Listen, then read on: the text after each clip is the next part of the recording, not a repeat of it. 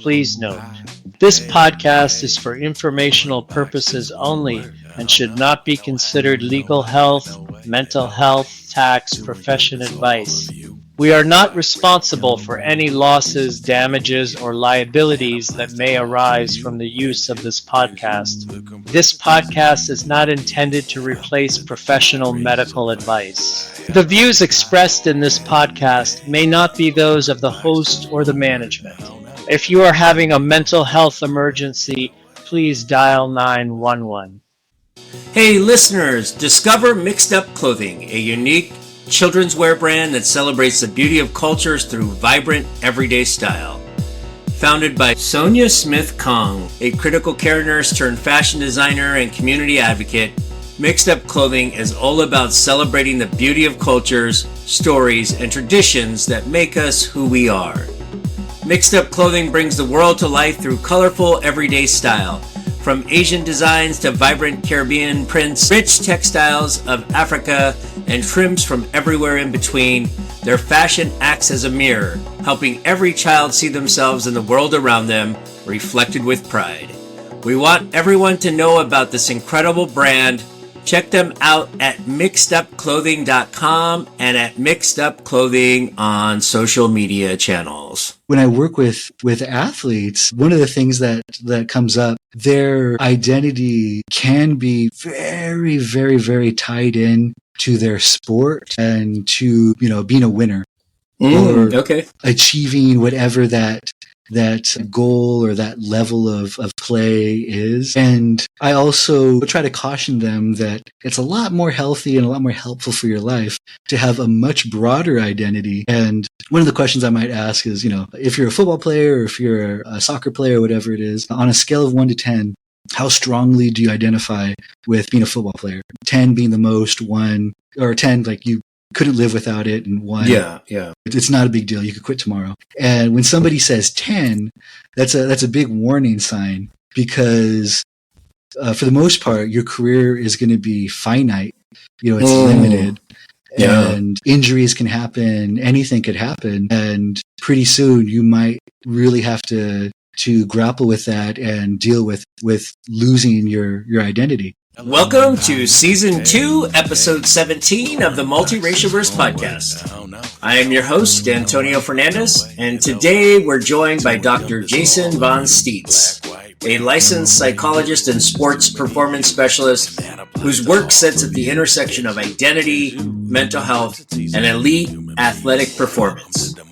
Jason grew up in Azusa, California in a multiracial household shaped by his Mexican-American mother and Indo-European father, whose roots trace back to the Dutch East Indies, which is now Indonesia. His upbringing was a blend of cultures, language, and histories, and like many of us, he spent years navigating what it meant to belong. From family stories left untold to the quiet pressure to assimilate, Jason's early experiences shaped how he now helps others explore their own identities. But today, we're focusing on the work he does with athletes. Jason specializes in performance psychology, helping athletes from high school to the pros manage anxiety, build resilience, and perform under pressure. He's worked with teams on everything from mental skills training to navigating racial microaggressions on and off the field. We'll also talk about the athlete minority stress model, a framework that explores how race, identity, and systemic bias impact athletic performance and mental health. Whether you're a parent of a young athlete, a coach, or someone interested in how identity and performance intersect, this episode is packed with insight. Join us as we explore how Jason's personal story and professional expertise come together to support athletes in becoming not just better competitors, but more grounded, self-aware people. Dr. Jason, welcome to the Multiracial Verse. How you doing? Hey, thanks for having me. I'm doing pretty well today. I'm glad to be here. Yeah. I'm so glad that you're here for what will be our third installment for Mental Health Awareness Month.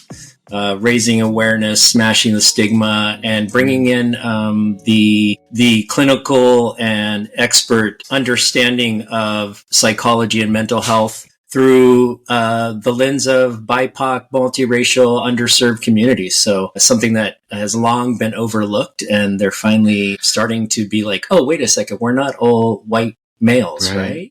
Right. Yeah, exactly. Yeah. Yeah. So usually what we do is we'll start with a little bit about your background and your heritage and talk about, your journey with your identity, and then we'll talk about the awesome work that you do. I'm really excited to talk about that. Tell us about where you were born, your parents, and we'll go from there. Man, yeah, I feel like I'm going back to my personal statements when I had to apply for school or grad school. Yeah. Well, I grew up in a kind of a small town or city in Southern California called Azusa.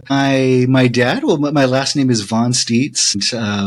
That's a very, very German kind of like nobleman sounding name. Yeah.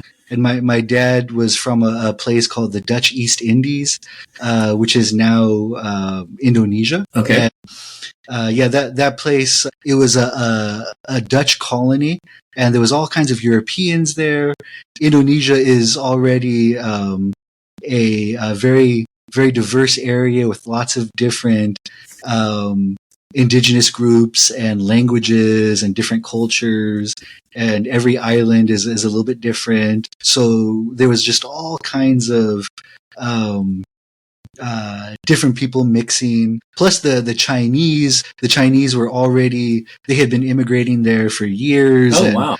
And India was also a big influence on the area. So it was just very, very inherently multiracial, very, very diverse area. Yeah. That's where my dad's side is from. Yeah. Our last name is von Stietz, so our ancestor was a baron. Oh, really? Is that what the von means, or is the von means from Stietz? Okay. Yeah. Like a lot of cultures will do that, like from this place. Oscar de la Hoya. It kind of means something. Yeah. So and then it's even the baron thing is even mixed too, because he was a German baron, but for the Netherlands. It's very confusing. I'm not exactly. I'm pretty sure he was a Dutch citizen, but then he was also German. However that works. So just to kind of clarify that for the audience who's listening, is that his presentation though was more like European, German, Dutch descent, phenotypically like white skin, or that, versus like looking like somebody that most people think of Indonesia nowadays. They think, of somebody who looks more, I guess, Asian. Well, that would have been the Baron for sure. Okay. The Baron was from Europe, let's say. Oh, okay. Then and then they colonized Indonesia, or there was no Indonesia. There was like a collection of islands. Yeah. So they colonized that area, and then some of them stuck with Europeans and some of them mixed. And then my family is the mixed offshoot. Right on. Okay. Yeah. Even with my family, like if you keep going back, there was the brown people, the mixed people, and then there was just the European people who stuck with each other. Oh, wow. Yeah. So that's my dad's side, and then my mom's side, Mexican American. First gen, second gen? On my mom's side, my grandma, Native American or indigenous people, I've heard this story so many times, I think they get sick of it. But my grandma we believe she was indigenous. She may have come from a reservation in Arizona, but she never talked about it. And she would get mad when you would ask her. And I asked her once when I was a kid, and she was maybe a little bit nicer to me, and she didn't, snap at me, but she gave me a kind of a weird answer, like, my brother is a real Indian. Oh, wow. So, wow. Yeah. What does that mean? I don't know. Maybe she meant he's on a reservation, but I really don't know. And then my grandpa, like her husband, his mom was 15 years old, walked from Mexico to LA when she was pregnant. Wow. And then gave birth to him. So yeah, it's kind of complicated. Like I don't know, but my mom was born here and doesn't speak Spanish. Okay. She was the youngest of like 10 children. The older ones spoke Spanish. The younger ones didn't learn it. And so just a big old mix of different cultures coming together to awesome. make me. Yeah. Yeah, yeah. And did you, when you were a child, we'll talk a little bit about, your experience in school around your identity, but when you were a child, do you remember having those conversations about what am I? That's a good question. I mean, I always knew that I was Mexican or Chicano. Growing up, that was the term Chicano that a lot of people used. But then, even then, in our neighborhood in Azusa, it was mainly Latinos or Chicano. And, so it was kind of split between the people who spoke Spanish, the people who didn't.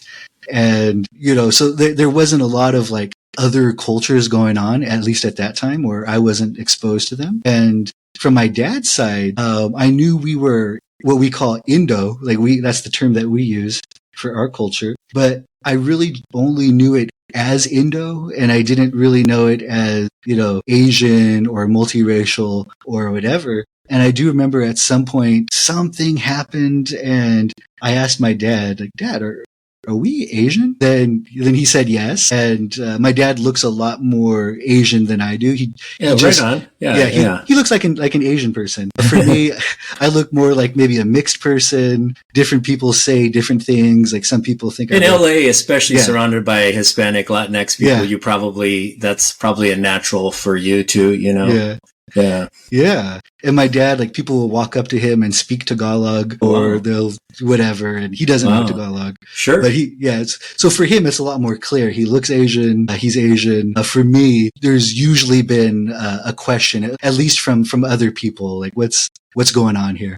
Yeah. And so, you say you grew up around in the area where you grew up, a lot of Latino individuals, Latinx, Hispanic. What was that like in school? Was there this natural affinity to define yourself as Hispanic, or had you already had that conversation with your father about like, oh yeah, we're Asian too? Did that really ever come up? Because I know, may I ask, like, when you were a child, like, was it in the 80s or? Well, I was born in 84. Okay. So, right on. Yeah, 80s and 90s. Okay. When I was real different. Little, I mean, 80s. A different time for the demographic speak per se, right? Yeah. I think at least in my neighborhood, I think that was like, I vaguely remember people using the term like brown pride. Yeah. The movie La Bamba was huge. We loved that movie. Yeah.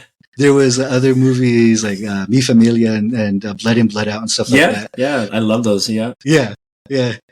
So we were all proud. We were all proud to be brown, to be Mexican, or whatever it is.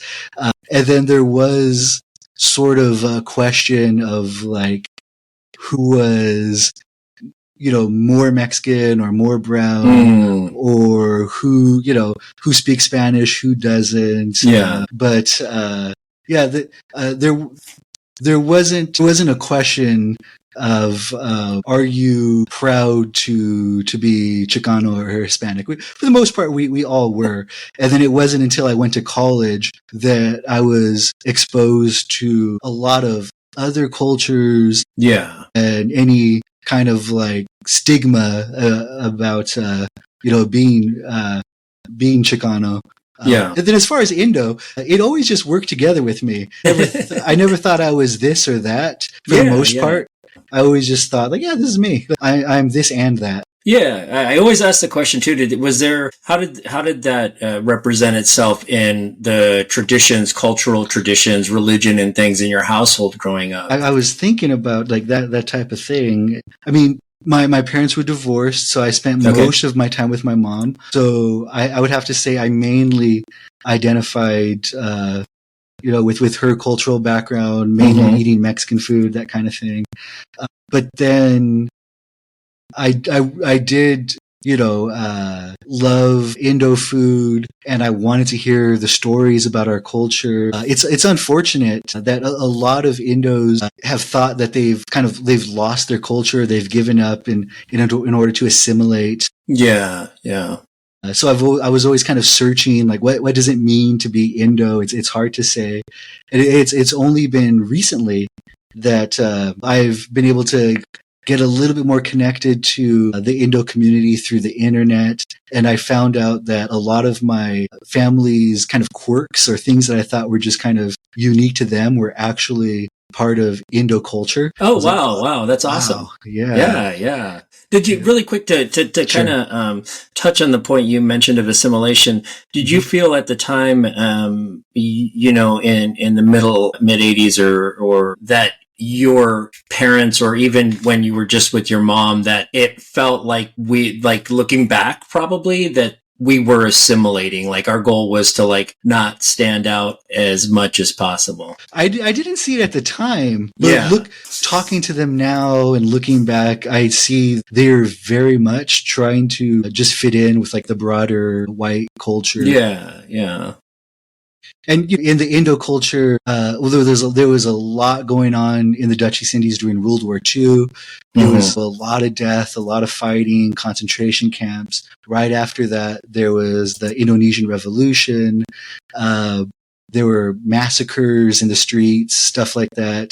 There was relocating to the Netherlands and then facing completely new racism there that they hadn't experienced before. So, yeah, a lot of Indo culture kind of turns out to be intergenerational trauma, just very tied into that and trying to blend in, trying to just, be American, all that stuff. So I see why they did that, but I do wish that as a people we held on to our culture more. And then on my Mexican side, I just see kind of in the older generation, at least for some of them in my family, they just kind of maybe value speaking English more, don't value being connected to the language and, kind of wishing that they had wider sounding names and things like that. For me, no, I think the name you have is great. And, I wish I spoke Spanish. I try to learn every once in a while, and maybe one day I'll actually learn, but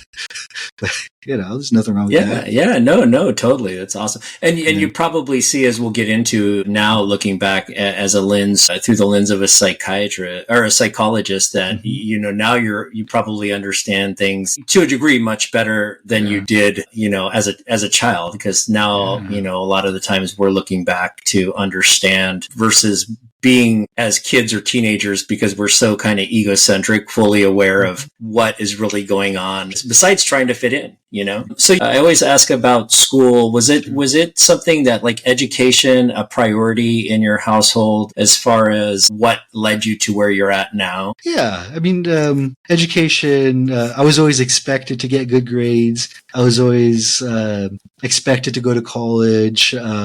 Everybody in my family, and I just remember being a little kid and then them saying things like, "Oh, Jason's going to go to college one day," and things like that. So for me, it was never really a question. Yeah. Looking back, not that many people in my family went to college. So I don't know if they saw something in me and just encouraged it more. Or if they said that to everybody and, life happens. But yeah, I was always expected to go and I like learning. So it was never really a question for me for the most part. Are you an only child? No. Oh, okay. Yeah, I have an older sister and a younger brother, and I have a younger sister from my dad and my stepmom. So it's a blended family. Yeah. And as far as experiences growing up, you say your mom had a pretty big family. Was your mom the only one in a mixed relationship out of the other relatives? So what I'm moving towards is like the idea of, like, what did family get-togethers look like? Sure. And how did your identity, did you think about that as how it made you feel in the larger frame work of your family when you had meetups and stuff? Yeah. I'm trying to think. So on my mom's side, on my Mexican side, there are so many people and the family get-togethers were so big. It's a little bit hard to say. I mean, most people were at the very least, like Latino presenting. Yeah.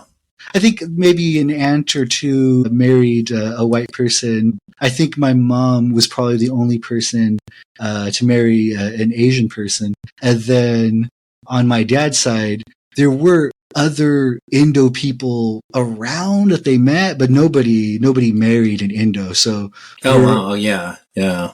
all like white or Mexican, or there's possibly someone else out there that I might be missing, but yeah. And so was there ever a time that you being part Indo come up with other family, like your cousins? Did you remember them ever poking at you or saying something that, Well, they would have been part two. They're Oh, that's right, because your grandparents. Yeah, right. That's right. Okay. Yeah.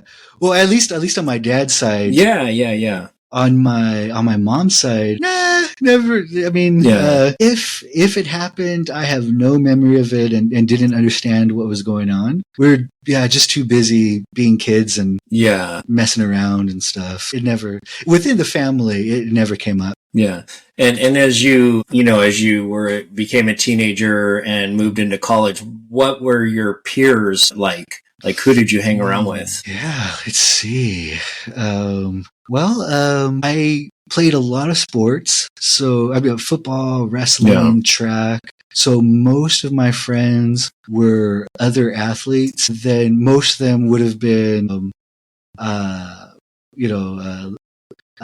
Mexican American or mixed, or I think I had a couple white friends, but I mean, growing up in Azusa, we're all some type of Latinx or Latino. Yeah. The only thing that came up is one time they all came to my dad's house for whatever reason. I think maybe to like help us move and to hang out and have a barbecue and all that stuff. And then I was really excited to share some Indo food. And then they were like, "What is that? That is disgusting." They wanted nothing to do with it. Was there similarities as far as cultural, I guess, personalities that you saw between the Indo side and the Mexican side? Like, were families a big thing? Yeah, I mean, family is important in both cultures, and then this. It's kind of funny because it almost, to me, it kind of sounds stereotypical in a way. Like Indos are, if people even know what Indos are often known as like very musical. I feel silly saying this, but attractive, very attractive. Yeah. Like there was like a big sort of like culture of being like, I forget the exact word, but like a courtesan or, yeah. In present day Indonesia, a lot of the mixed people who are still there are like models and actors and stuff like that. Yeah. So it's kind of like known for like artistry and dance and stuff like that.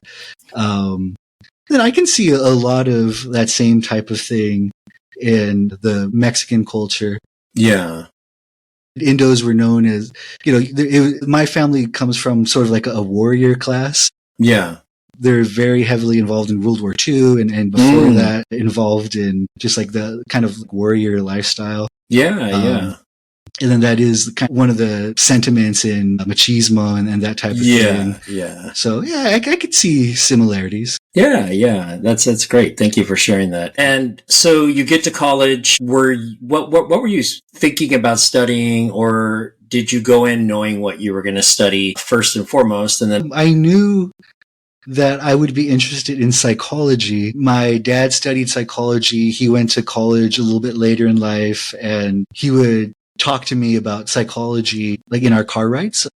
Yeah. I didn't live with him, so he'd pick me up and I'd spend the weekend with him and we would do like fun activities, and he would just talk a lot about like people and why people do the things they do.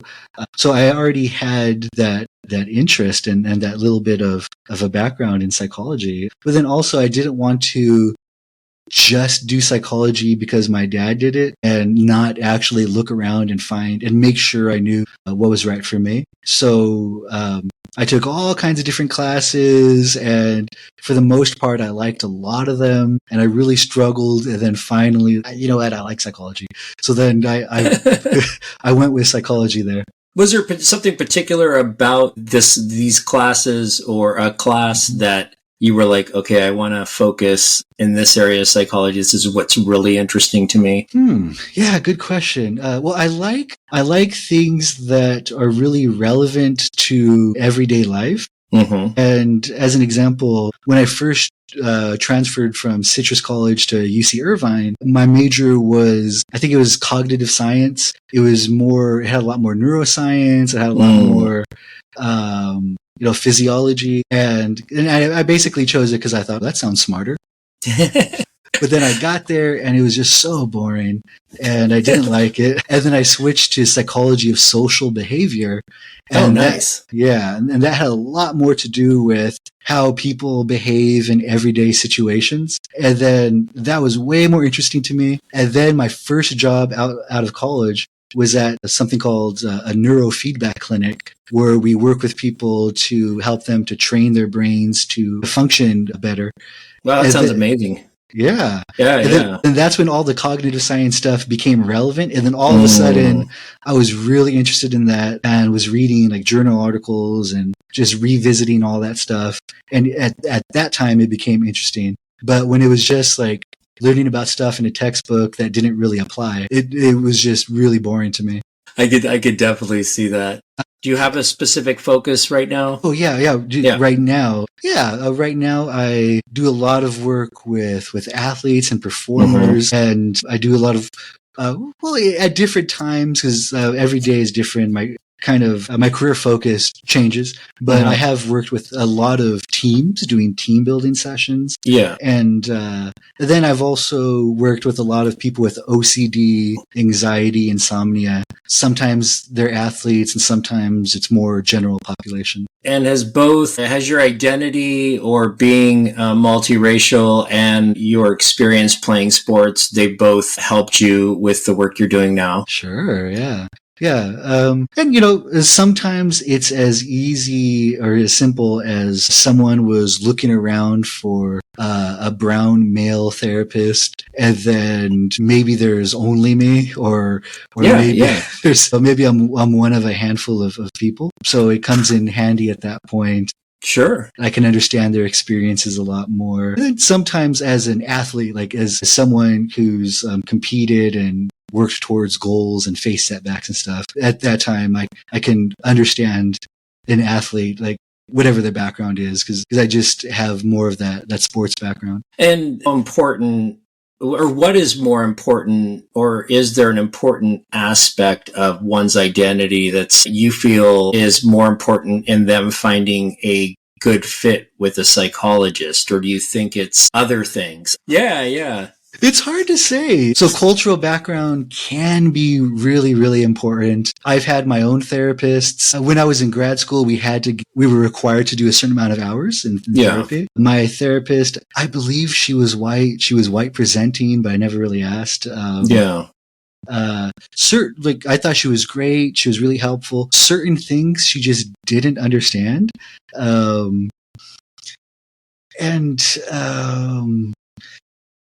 Then she asked me and I explained them, and she seemed very receptive, but it was also still kind of foreign. Like, I wish I could remember more detail, but part of it was like feeling disrespected in staff meetings when, people were making passive aggressive comments or leaving me out or whatever. And then part of it was, she was just like, yeah, but you weren't interested in that anyway. It's like, yeah, but they're being, like, I was being really collaborative to them. Yes. And I wasn't throwing them under the bus, and, I was sort of allowing them to save face. And then they would just like come at me with everything they had and try to destroy me. I kind of feel disrespected. It's not cool. Yeah, totally. Yeah.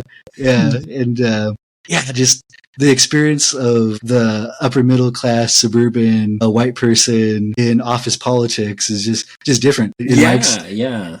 When did you first have your first experiences with utilizing mental health for your own things that you had going on? Sure. Yeah, I wish it's kind of funny because even though I grew up learning about psychology from my dad,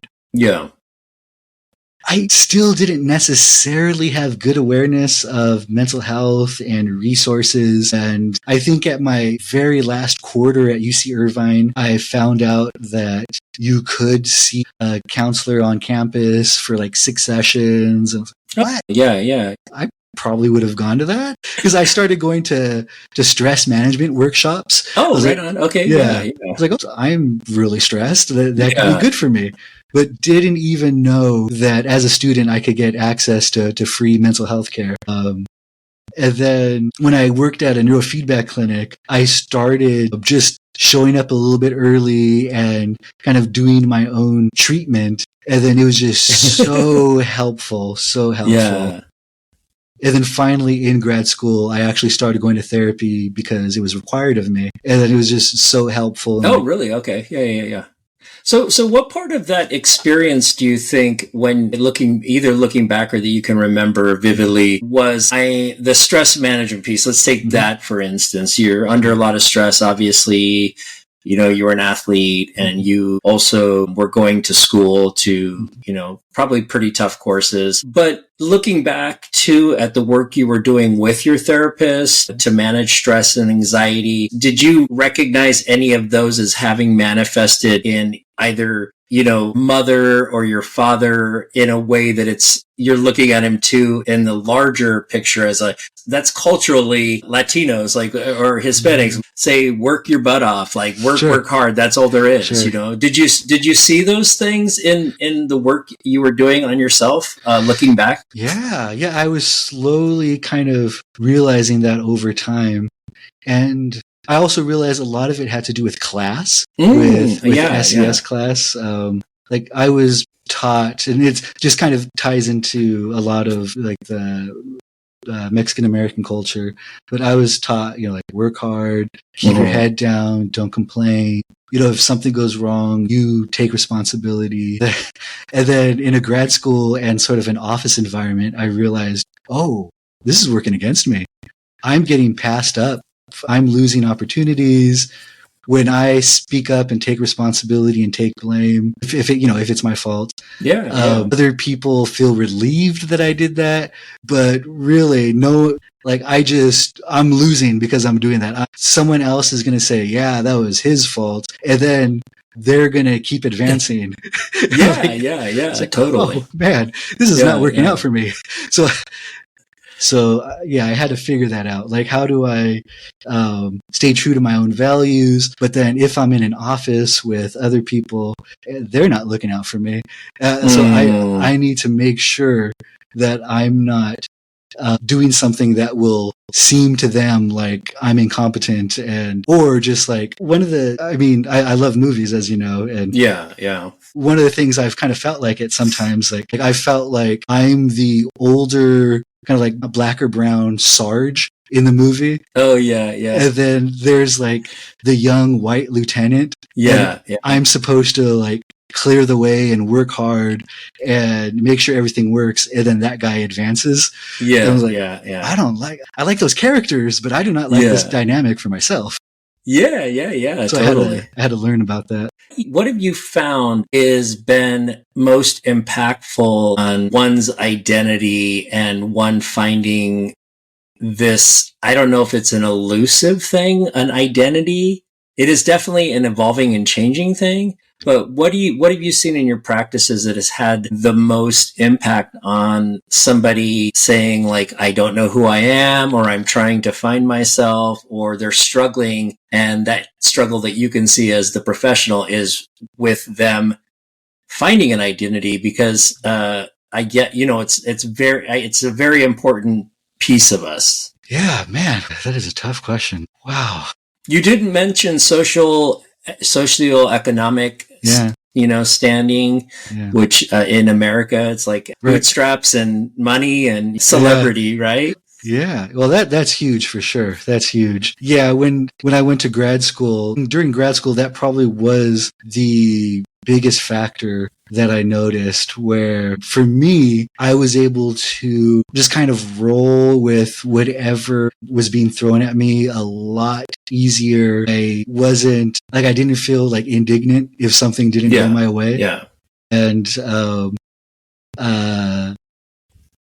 And like I feel like I was a lot more resilient. At the same time, the advantage that I noticed from, that my classmates had, other than just like lots and lots of resources, was they were much more quick to speak up for themselves and actually get things to go their way. Yeah. If a class wasn't at the right time, if we weren't going to get an extension on a deadline, those other classmates would speak up and be listened to, and then whatever change they wanted would happen. And it never even entered my mind. Classes at that time? Yeah. Okay. Yeah. I show up at that time. If I need to rearrange my life, I rearrange my life. If a deadline is at a certain time, I get it done. Yeah. And there's pros and cons to both of those things. So at least in grad school, I definitely saw people's SES as just a huge factor. Yeah, yeah. And so back to the broader question is there something that is impacting what we consider our identity? Maybe start with what is maybe a clinical definition of identity, if there is such a thing. I mean, I could probably look it up in the dictionary, but when, I'm saying I'm looking for myself, I want to find my identity. How do you guide your patients that you work with? Sure. Yeah. Yeah.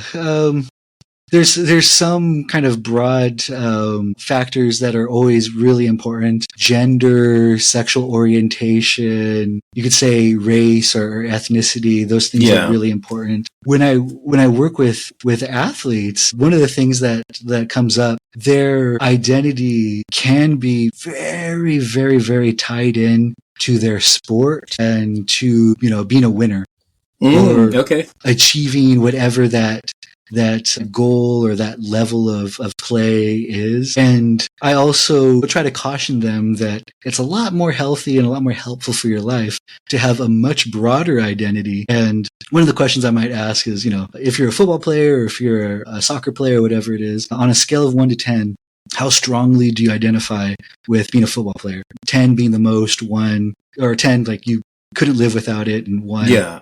It's not a big deal. You could quit tomorrow. And when somebody says 10, that's a big warning sign, because for the most part, your career is going to be finite. It's limited.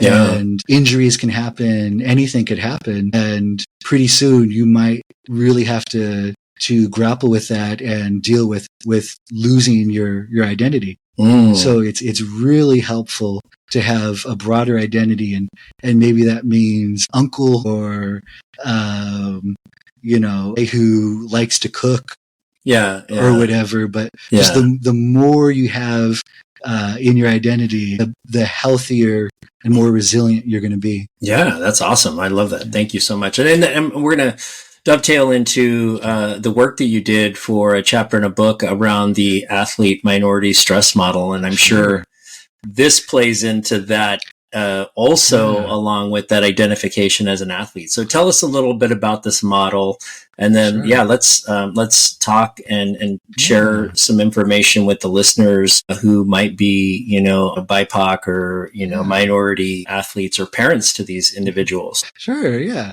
This was developed by my colleague Sammy Lee. If I'm remembering right, she's at Cal State LA right now, working as a researcher and professor. And the athlete minority stress model, just to kind of sum it up in plain language, or I'll try to sum it up in plain language. Athletes who come from marginalized identities, like people who have been kind of devalued or stigmatized in society, have a whole nother set of chronic stressors, they just whole another set of life problems that they have to deal with, that people in the majority population don't have to deal with. So that could be, things that white people don't deal with, things that heterosexual people don't deal with, whatever it is. And those issues, those stressors, could lead to problems in their performance, problems in their physical health and their mental health. And there's just all kinds of stuff that happens. You can be an athlete, and if you're a white person, you probably don't think about getting onto the field and then being called a racial slur. It's just something that you don't have to deal with. Yeah, yeah. But if you're an athlete who's black, brown, Asian, something else, non-white, then a lot of times when we play that team, the racial slurs come out. When we play, when we have to eat lunch at that area, that's when we get bad service. That's when, they take forever to get to us and they serve other people first. Or that's when people just start cutting in front of us in line, like we're not even there. Yeah. Yeah. So it's you feel these instances are more prevalent than people may want to like. Oh, absolutely. Absolutely. And sometimes it's like glaringly obvious. And then sometimes it's just, what we would call microaggressions. And I don't want to say just, but yeah. Like things like the person serving you your food didn't mean to.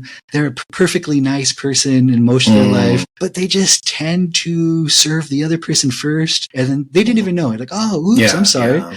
And if you ask them about it, they would honestly say, no, it's just, I didn't see them. I saw that other person. Or the referee is a perfectly nice person in their personal life, doesn't think they hold any prejudiced beliefs or anything, but for some reason they call fouls on these people and they just don't seem to call fouls on these other people. Wow, yeah, so, they're not even aware of it a lot of times. Do you feel with athletes, especially BIPOC, underserved community athletes that you work with, that the stressors for performance anxiety and other things is based more in performance in the sport itself, living up to maybe somebody else's expectations, like a parent's, or is it a pretty high occurrence that it actually is related to identity, race identity, and cultural identity? Yeah, that's a tough question. I'm not sure if there's research or what it would say, because as somebody who works with athletes, works with teams, every athlete is a little bit different, and the pressure could often come from parents to live up to certain standards or to kind of, unfortunately, often live the parent's dream. Yeah. And the kids want to please their parents. Like they want to be successful and make the parents happy. And then, it could be, them grappling with their identity and not knowing where they fit in, or experiencing kind of blatant racism from other parents or other athletes. So I've kind of seen it all, and it's hard to say what is more prevalent. And when you coach these athletes, is there a particular, like even teenage, young adults in college, do you coach them to be able to handle the majority of, I guess, maybe the understanding of the gravity of the situation, and then the potential conversations or the potential boundaries around that with, if somebody says that when you're playing, tell them this, or do you see a lot of times, do you bring in the parents, or do you have conversations that you have these athletes take back and have with their parents so that everybody, is kind of the same understanding? Yeah, good question. A little bit of all of the above, and it just kind of depends on the athletes.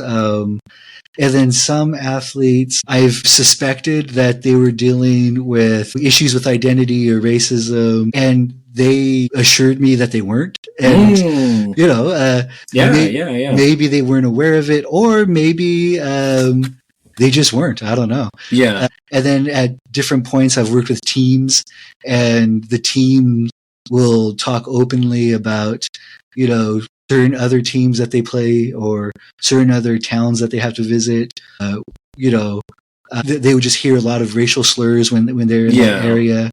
And then we talk about how to support each other, to just how they feel about their own identities, what they can do to manage their feelings when they're on the field. And then, I was going to ask you that. Like, what sort of suggestions might you have for minority athletes in these situations to manage the situation? Because one thing that it brought to my mind is that what you mentioned a little bit earlier about the social biases that people have. Now, racism's not really, it's different than a social bias, but the person serving somebody or another is probably more of a social bias than possibly more blatant racism that a lot of these athletes might see. But because then we forgive or we excuse the behavior instead of identifying it as the ignorance that it is when it's so blatant. So what are some suggestions that you give minority athletes, coaches, and others to work with in these situations? Yeah. And it's a tough situation. In a lot of ways, the work kind of needs to be done off the field, at least a lot of it. So it really helps for somebody to just kind of reflect on their own identity and kind of understand where if there's anything they need to grapple with, because oftentimes there's there's the values and the cultural practices that come from their parents. And then there's what they learned from school. Then there's their friends or the people who are, saying these mean things to them. And it helps to really kind of just reflect on all of that and understand what are their values and what parts of their culture do they want to honor. And how do they feel when somebody says these things? Because they might not even be in their awareness. They might say, "Oh, I don't even care," but maybe it's having a lot more of an impact on them than they're realizing. So I guess the short answer is therapy. Therapy really helps. Which brings me to the question too. Sure. Kind of is, how important do you see psychology being connected to the field of sports? Because it definitely has, you hear it a lot more, sports psychology teams bring in, a psychologist or have somebody on staff. We saw it in Ted Lasso when he brought someone in.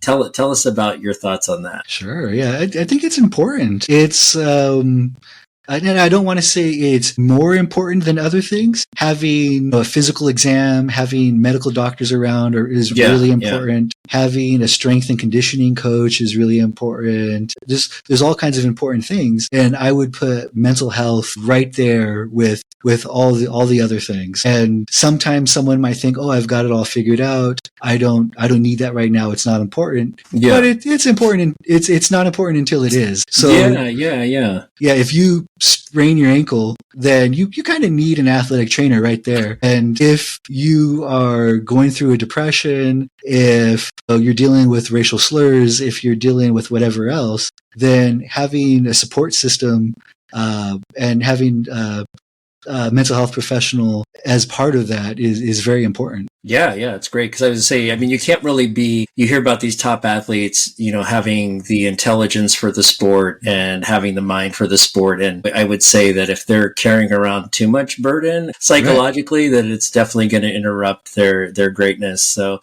do you hear any of the athletes, especially when you're working with minority athletes, talk about the stigma in their cultures around mental health? And maybe, what are some things that you can share with minorities who are so used to, like the machismo cultures where, we don't have any mental health problems or whatever it might be. What are some suggestions you might be able to give, young adults or, college athletes and their parents to break that stigma? Sure. Yeah.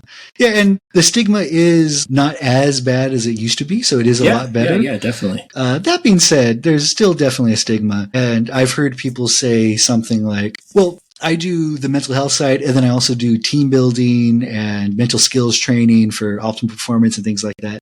So a lot of times people will say, okay, that they'll say yes or show interest to the team building and the mental skills part. But then for the mental health part, they might say like, oh, well, I'm, people these days are too soft and, I don't need that. Or someone might say, oh, well, I'm not an irrational person. I don't think I need that. And then I explain to them that, it's like, physical therapy and strength and conditioning. If you have a pulled muscle, you shouldn't just go straight to doing back squats. You want to treat that pulled muscle, and then once it's better, then you can go back to doing your strength and conditioning. And if someone important in your life passes away, if you experience a bad breakup, if you're going through something like we all do, then it's really important to address that. Then, when you're feeling good, then you can go back to working on focus and team building and stuff like that. But I try to normalize it as just something that is good for an athlete or a performer to do. Yeah. And do you treat, in saying that just in a clinical sense, do you work with the athletes that you work with? Have you seen them suffering from a sports performance in a way that could be possibly related to the emotions and feelings that someone might have when somebody passes away or someone breaks up with a loved one? Is there a comparison there anywhere with somebody like maybe losing a big game and they're like depressed and want to take their own life? I don't know if that might be pretty fringe, but yeah, I'm just curious about that. That type of thing definitely happens. Maybe the athletes don't always understand that, or they might not be aware of it. Athletes are really great at being aware of their physical body, how their body feels, their energy, learning some kind of technique. They're not always aware of what's going on with their thoughts and their emotions. That's often foreign to them. Yeah.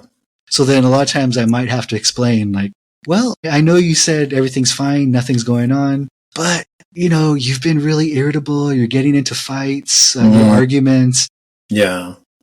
You skipped class, this and that happened. And just before that, you did, you had this big loss and things didn't go your way on the field. Yeah. What do you think about that? And I really have to point that out. And for the most part, they get the point. Yeah. Yeah. Did you feel that behavior is similar to like the stages of mourning, like that you see in people? Absolutely. Yeah. And it doesn't always happen where someone goes through every stage or goes in that specific order. But yeah, there can be a lot of denial, a lot of anger, a lot of kind of internal bargaining, like, if I would have practiced harder, if I would have, if I would have made that one block, or if coach would have done this or that. And, and it can just be really, really depressing, and they can really go through it before finally coming to terms with it. Yeah, that's great. Thank you so much for sharing that. I wanted to piggyback with that. What are a few suggestions that parents can do to help make sure they are doing healthy things for young athletes, young minority athletes, mental health as they grow up and mature? Sure. Okay. Yeah. One of the things that I like to let parents know for the child, for the athlete, the car ride home after a game or after a loss can be really, really stressful. That can be where it happens. So, is the child being kind of interrogated? Like, it can feel like interrogation to them about like what they did wrong or why they made certain choices. Or the car ride home can be where the child is criticized or where the child is beating up themselves. So one of a couple things I would recommend is letting go of outcomes and making sure that you're not emphasizing winning and losing. Because as an athlete, you're going to do plenty of losing. There's going to be plenty of things. Things not going your way. Yeah. So definitely don't emphasize winning and losing, and just try to just ask them, like, did they have fun? How do they feel about their performance? Yeah.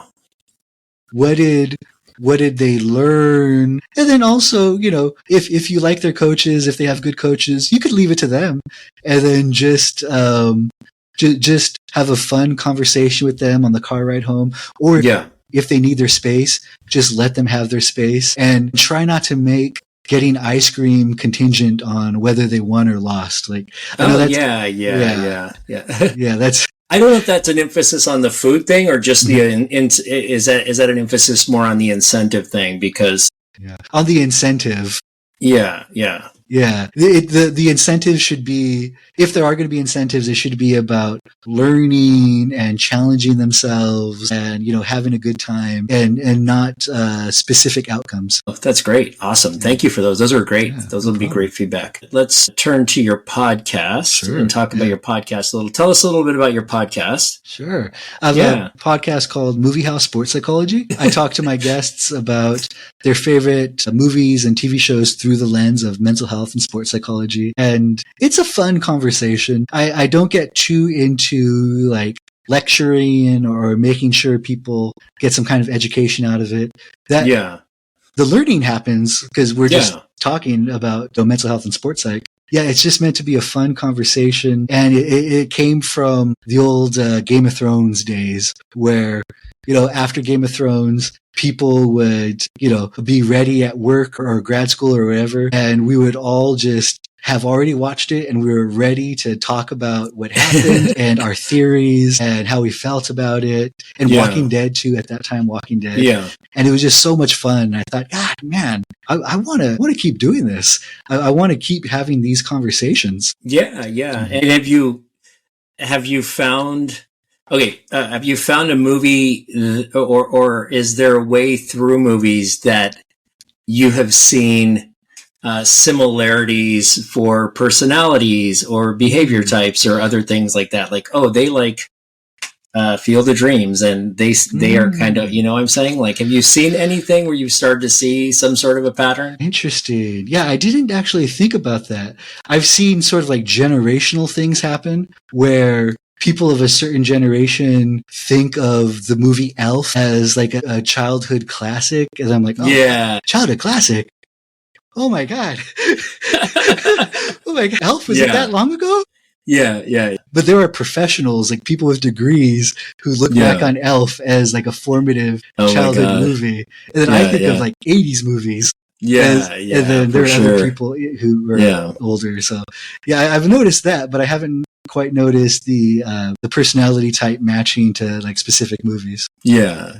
And is there a conversation if somebody's going to seek out your podcast, and when they seek out your podcast, is there one of the conversations that you should possibly say, hey, start with this one because it's something either memorable or one of your favorite conversations? Well, if someone is interested in cultural issues, multiracial issues, that kind of thing, I have a few episodes where I specifically talk more about that. I talked about the movie La Bamba. That was a favorite of mine growing up, very important to me. I talked to somebody about the movie Spanglish. For her, right on. Yeah. For her, that was a really formative movie. I think that came from that movie, right? Didn't the one lady, the lady Flan? Oh, yeah.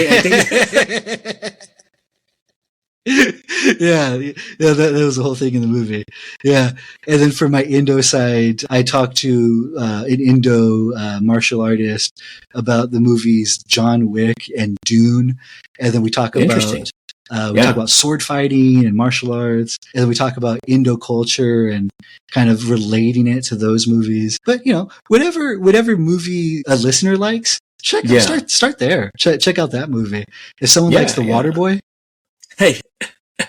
I also, I spent 3 episodes talking about the movie Tu Wong Fu. Oh my gosh, that's awesome. Yeah. Such a great movie. And I do have colleagues who have referred their LGBTQ clients to those episods. So that's awesome. Yeah. So whatever's important to you, you start with that movie. Yeah. And do you have a favorite movie or genre? Man, that kind of always changes for me. Yeah. Growing up, I loved the movie Aliens. I love the movie Back to the Future. A lot of my favorite movies I haven't actually talked about yet because... Oh, right on. Okay. Because I talked to guests about their favorite movie. Yeah. But I guess La Bamba, that really big in my family. We always talked about that movie. We always watch it. And what's interesting is I think I knew this about Lou Diamond Phillips, but he's actually mixed Filipino, right? Yeah, exactly. Yeah. I mean, I think honestly until I read it again, I think I had read it a long time ago, but oh, it's like he's just Mexican or mixed Hispanic, right? Like, but he's actually mixed Filipino, you know? Yeah, Filipino and Scottish, I think. Yeah, it's crazy. He spent a whole career playing Mexicans or Mexican Indians. And exactly. He's Filipino. Yeah. So I want to ask you a couple wrap-up questions. Can you think of a time in your work experience where, like, a particular interaction you've had with an athlete that you consider success, and either they've come back because of some work that they've done and said, hey, this really, really improved my performance, or even at the team level, like a team that you've worked with or coaches that you've worked with? Does anything stick out as something that you were like, oh, I'm really proud of that? Sure. Yeah. Man, I'm trying to think of like one good one. One. Yeah. And it's not always as glamorous as you might think. Yeah. One really, really meaningful experience. I was working with a community college, and I was a grad student. It was all just like unpaid work. There was a softball team at a community college, and there was just a lot of conflict. It was my second year working with the team. There was a lot of conflict on the team. And before the season started, all the experienced, or almost all the experienced players quit. Like the top players quit. Wow. And then the people who were left were either had very little experience, or they kind of struggled to perform. And then maybe there was like one or two kind of like key players that were left. Yeah. And there was only 9 of them. And if you know anything about softball, you need 9 people at least to fill the team. And the coach was like working so hard to recruit more players and to work with this team. And every time they would recruit a new player, someone else would get injured. So then they always had 9. Oh my God. Yeah. And it was just such a tough season. And sometimes I would just walk over to someone in the dugout, ask them how they're doing, and they would just start crying without even saying anything yet. And then we would go off to the side and start talking. I don't know that anybody ever said in words, what you have done was so helpful to us. And that would have been nice, but also just us working together, me knowing that they felt supported, and them coming to me for lots of different things. Like, I have questions about college or universities because they're at a community college. I have questions about this or that, and me being able to help them was really, really meaningful. Probably the most meaningful time of my career. And then that's awesome. Yeah, and that was years ago, and I wonder about them. Hopefully they're all, living happy lives. But that one like really stands out to me. That's awesome. Thank you so much for sharing that. That's awesome. And what was your official title in that role, or were you in grad school? Because it's a community college and they have somebody who's in the sports psychology or psychology of performance, helping them out. What was your official position with that? Yeah, it was kind of blurry. I think a lot of them thought of me as the sports psychologist. Now, in reality, I was a grad student. I would explain to them like, oh, I'm a graduate student. I wouldn't say I'm a sports psychologist. And I do remember at different times someone would say like, oh yeah, this is Jason, the sports psychologist. So that's how they saw me. But my official title, who knows? I don't even know. Right on. And then I ask everyone, last question is, what's your recipe for world peace? We always end on this really easy. Really easy. Man, that is so hard. And I've thought about that. And of course, on the very last question, I start to. It's for drama, man. I know. It's like, or what's a, you can also add in there after you give us your recipe. Sure. What's a movie that you think could help us, if you have something off the top of your mind that could help us, evolve to that. So go ahead. Okay. My initial impulse is to say Wayne's World because I love that movie. And then I'll have laughter is good medicine. Yeah. I'll have to reverse engineer how to get there. But one of the things I've learned, it helps to, or it can help to know these different theories about like microaggression, things like that. But I don't know, what I think really people need, and it sounds so simple, but is to talk to each other, to spend more time to spend more time actually working together on something, talking to each other, getting to know each other. There's some research showing that I remember from a long time ago that when people from religious backgrounds, when people from religious backgrounds go to college, they often soften their beliefs on different groups. Like they might go to college and have a negative belief about gay people or about whoever else. How are you doing? But when people go to college having very strong religious beliefs, they can have negative views about people from certain groups. Yeah. And then what happens is they have roommates and they find out, oh, the roommate, they're okay. Yeah. They do a group project, or they make friends, or they play on a team with somebody, and then they learn, that guy or that girl, she's all right. Like I thought I had this belief about people, and then I got to know them, and actually, they're all right. And I recently, maybe like last year, did kind of a diversity training. I was a participant where I was in a group of a bunch of psychologists, and we all just talked about how we felt about whatever issues are going on.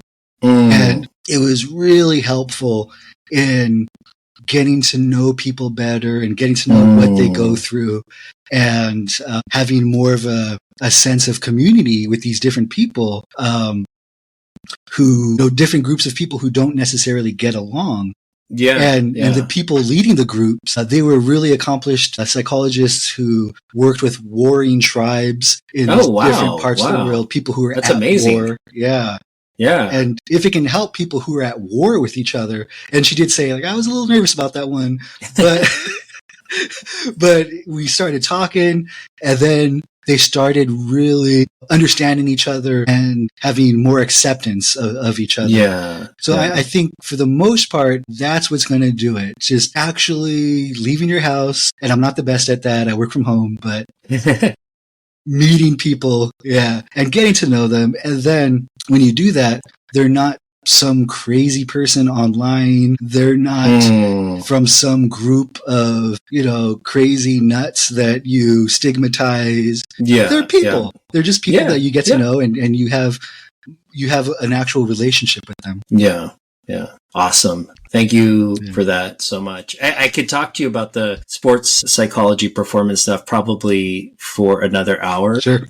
But with that, let's take people out with where you would like them to find you online. Sure, yeah. And then real quick, I'll just say, and on Wayne's World, he interviewed people and he brought them together. Yeah, there you go. The answer was Wayne's World all along.